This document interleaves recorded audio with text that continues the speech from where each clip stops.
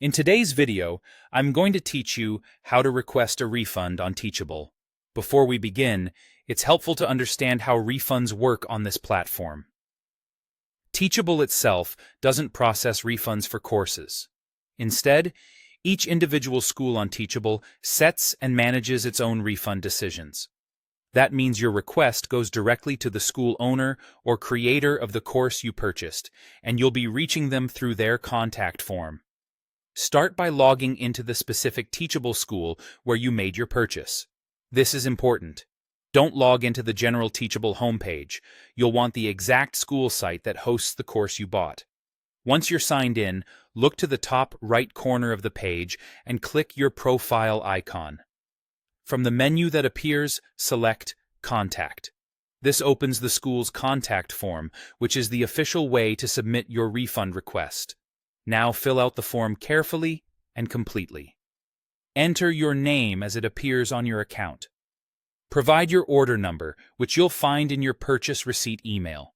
Copy it exactly so the school can locate your transaction quickly. Add the purchase date. This should also be listed on that receipt. Include the course or product name and make sure you spell it correctly to avoid any confusion.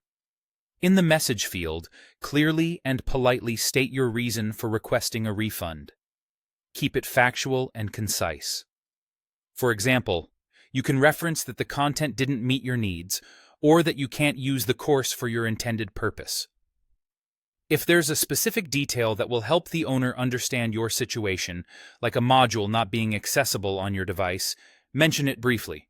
There's no need to include any sensitive information, such as passwords or payment details. The order number and purchase info are enough for them to verify your request. Before sending, take a moment to double-check everything.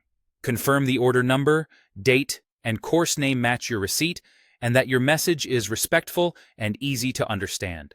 When you're ready, click Send. This routes your request to the school owner via email so they can review it and respond. And that's it. You've contacted the right person, with the right details, using the right channel. If you keep your submission complete and courteous, you'll make it easier for the school to verify your purchase and make a decision. Thanks for watching, and I hope this helps you handle your refund requests smoothly on Teachable.